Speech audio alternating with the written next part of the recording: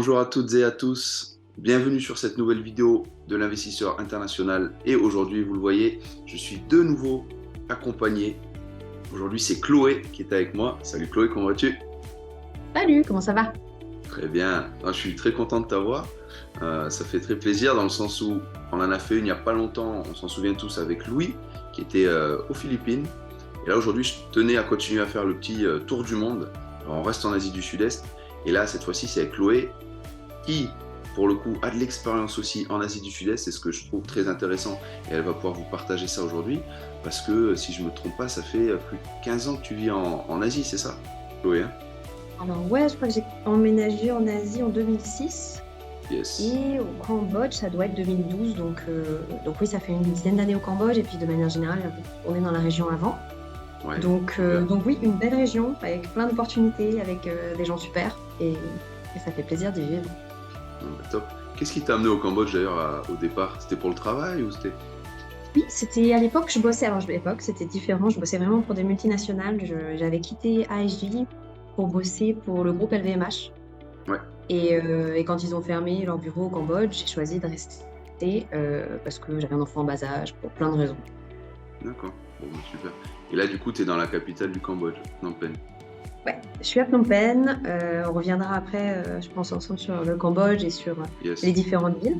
Ouais, alors justement, si tu peux nous parler un peu du Cambodge, parce que je sais que d'autres pays sur lesquels j'ai pu faire des vidéos sont globalement plus connus du grand public, mais le Cambodge, bien que ce soit une destination qui monte économiquement et touristiquement, voilà, est-ce que tu peux nous dépeindre un petit peu la géographie et l'économie du pays?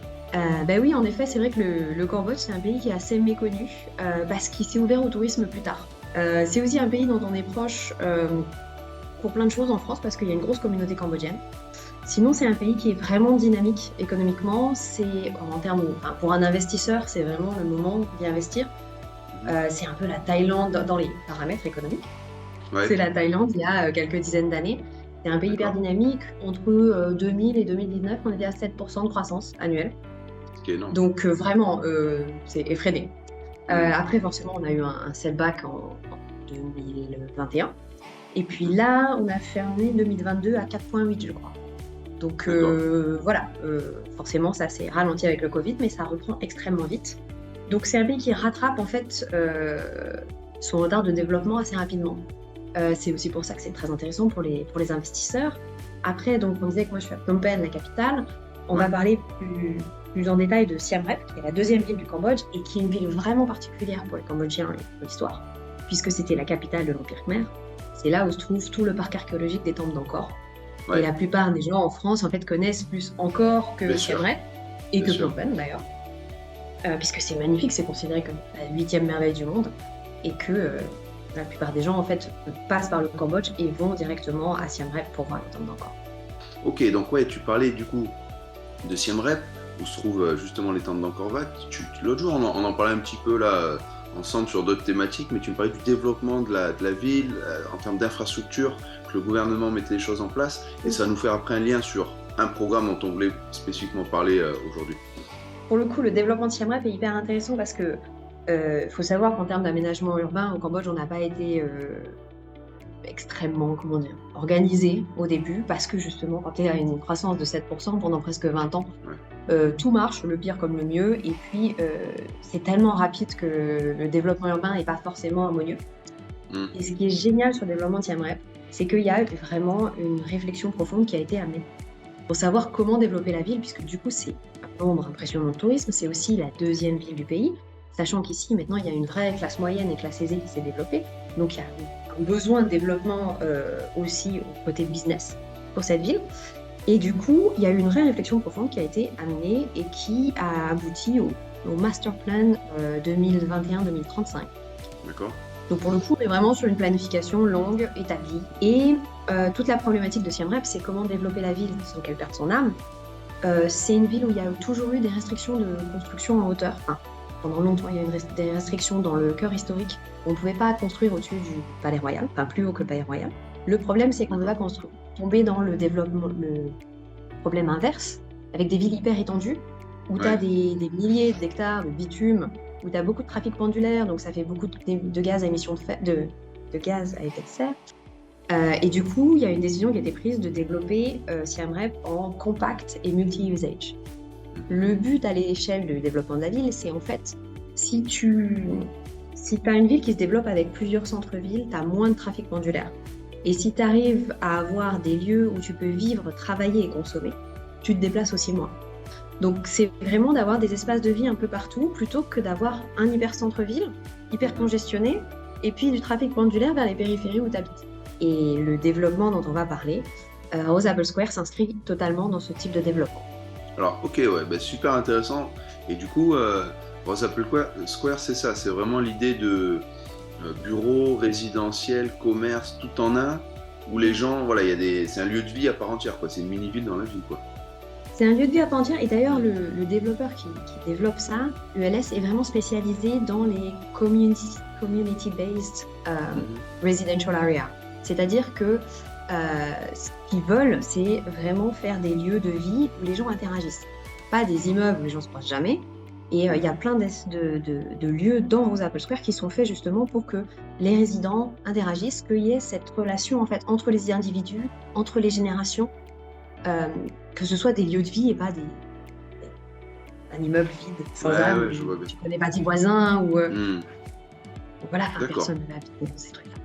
Ok, ouais. Parce que là, typiquement, tu es dans leur bureau, là. C'est ce que tu me disais. On voit d'ailleurs derrière. Dans la capitale, tu es à Phnom Penh. C'est ça, parce qu'ils ont aussi des parce qu'ils bureaux ont à Phnom plusieurs Penh. développements. C'est un gros développeur. Ils ont déjà 6 réalisations terminées. Ok. Et c'est vraiment des gens qui ont fait leur preuve. Ils sont connus, en fait. Ils sont connus pour faire des immeubles où les gens aiment vivre. Et ça, en fait, c'est vraiment agréable parce que du coup, ils ont une super bonne réputation. Les gens achètent leurs produits parce que... Alors, quand des lieux où tu aimes vivre, c'est parce qu'il n'y a pas de compromis sur la qualité. Et c'est hyper important ici, puisque du coup, on est sur des chaleurs et d'humidité qui sont à des taux quand même très élevés. Donc, pas de compromis sur la qualité. Et puis, toujours des endroits avec des lieux de vie et des lieux d'interaction. Ce qui fait que les gens sont contents d'y vivre parce qu'il y a une interaction permanente, il y a un dynamisme. C'est des immeubles qui vivent. Ouais. D'accord, il y a vraiment la notion de communauté qui est importante pour eux, quoi. Où les gens se sentent bien, tout ça. Là, tu me tendais une perche intéressante en termes de communauté. Alors, qui c'est qui vit? J'irais les gens qui vont investir. Est-ce que c'est des résidents après, propriétaires résidents? Voilà, est-ce que tu peux nous en dire un peu plus là-dessus? Alors pour l'instant, sur Rose Apple Square, 50% des gens qui ont investi pour y vivre. Et en fait, c'est aussi en ça que c'est un produit qui est hyper intéressant parce que c'est assez rare de trouver des produits en garantie locative dont la clientèle n'est pas totalement orientée sur le tourisme. Ouais. Souvent, c'est des complexes hôteliers avec gestion, ce qui est très bien en soi. Mais dans le mix de chaque investisseur, c'est quand même hyper intéressant d'avoir des produits diversifiés. Et Rose Apple Square, c'est diversifié dans le sens où c'est au Cambodge, et la plupart d'entre nous, on ne détient pas forcément quelque chose au Cambodge. C'est en dollars, puisque ici, on est dollarisé à 80%. US dollars, ouais, ça c'est un gros point. Ouais, en dollars US. Et puis, c'est vraiment un bâtiment résidentiel. Donc 50% des gens qui, pour l'instant, ont acheté pour y vivre. 50% c'est un investissement. D'accord. Donc c'est aussi pas un immeuble Airbnb où les gens changent tout le temps. Au niveau aussi de l'entretien et du maintien des parties communes, ça change un peu tout.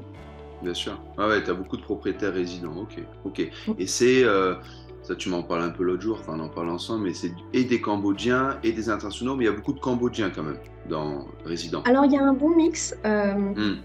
C'est vrai qu'il y a eu pas mal d'investisseurs étrangers aussi parce que faut savoir que l'achat en pleine propriété au Cambodge est possible pour les étrangers. Et il y a même un quota qui est assez élevé aux pays voisins, puisque c'est 70%. D'accord, ok. Hein, ça, c'est effectivement un point intéressant, parce que, par exemple, en Thaïlande, c'est souvent du 51-49, 51 pour les Thaïlandais. Là, tu me dis que ça peut monter jusqu'à 70 pour les étrangers, donc c'est un point qui est bon à connaître. Ok. Juste en termes de prix, ticket d'entrée, qu'est-ce que ça donne là, si on veut acheter à l'ULS? Alors, c'est entre 86 000 et 150 000 dollars par unité. Et au niveau du taux de rendement, on est à 6% les 3 premières années. Et le pourcentage de rachat, il est à 125% la 5e année. Donc, c'est sur une rentabilité sur une jolie rentabilité quand même. Super, ouais, effectivement, avec des biens qui sont équipés. Alors, c'est des biens qui sont entièrement meublés, entièrement équipés, entièrement décorés. Comme je disais tout à l'heure, il n'y a pas de compromis qui est fait sur la qualité. Tout l'électroménager, c'est Samsung, LG, toutes les clims sont inverteurs. L'aménagement intérieur est signé Patricia Tan, hein, qui est connu chez vous. Mais c'est un bel aménagement d'intérieur qui est plus du standard 4-5 étoiles. Euh, donc vraiment, voilà, un aménagement de qualité, le but étant d'avoir des tenantes de qualité aussi Bien sûr, dans l'immeuble. bien sûr, bien sûr. Oui, alors, Chloé, donc, tu me parlais de Rose Apple Square, Siem Reap, on a compris, ville en développement, donc deuxième ville du pays, où se trouvent les temples d'Angkor Wat.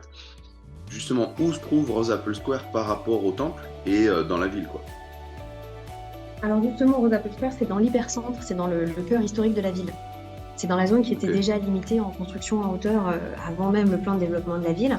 Et c'est ça qui est hyper intéressant parce que c'est vraiment c'est 5 minutes à pied du marché de nuit, 8 minutes à pied de ce qu'on appelle Pub Street et du bord de la rivière. Donc c'est vraiment un placement qui est hyper intéressant. Et en plus, c'est une zone où il n'y a que des propriétaires individuels. Donc pour l'instant, Rosa Apple Square il est tout seul sur son segment de marché et sur sa zone géographique. Mais il y a en plus très peu de chances pour qu'un autre développeur arrive à développer quelque chose de similaire, d'une taille similaire, dans cette zone. Et ben ça, mine de rien, ça va impacter favorablement le taux d'occupation et la plus-value. Parce que bien sûr. voir que dans l'économie réelle, ben, c'est un programme qui a du sens. Qui a du sens, qui correspond à une demande, qui est placé dans un endroit stratégique. Ouais, Donc c'est ça qui fait que, enfin, voilà. super, super. Ouais, et en plus, mine de rien, c'est quand même une partie significative de la clientèle, qui est une clientèle de Cambodgiens, donc qui va vivre, j'imagine plutôt CSP+, quand même, vu les produits. Ouais. Et donc ça rentre Oui. dans cette logique que tu évoques là. Ok, bah super intéressant Chloé. Ceci étant, je sais, parce qu'on en parle régulièrement, que tu as des fois des clients qui viennent directement te voir au Cambodge. Comment ça se passe ça, généralement? Il y en a qui le font à distance, il y en a qui viennent te voir. Comment tu gères ça en général? Alors l'achat peut se faire à distance. Après, j'encourage vraiment les gens à venir au Cambodge parce que c'est vraiment chouette et ça vaut vraiment le coup. Bien sûr. Mais ceci dit, bon, c'est pas la porte à côté. Donc l'achat peut se faire à distance, le transfert de propriété aussi. Il faut aussi savoir que ici, les droits de succession sont assez faibles. Il y a même une exemption en ligne directe. Donc si on cède un bien en ligne directe, il n'y a aucun frais de succession au Cambodge. D'accord. Ok, ok, bah c'est super intéressant.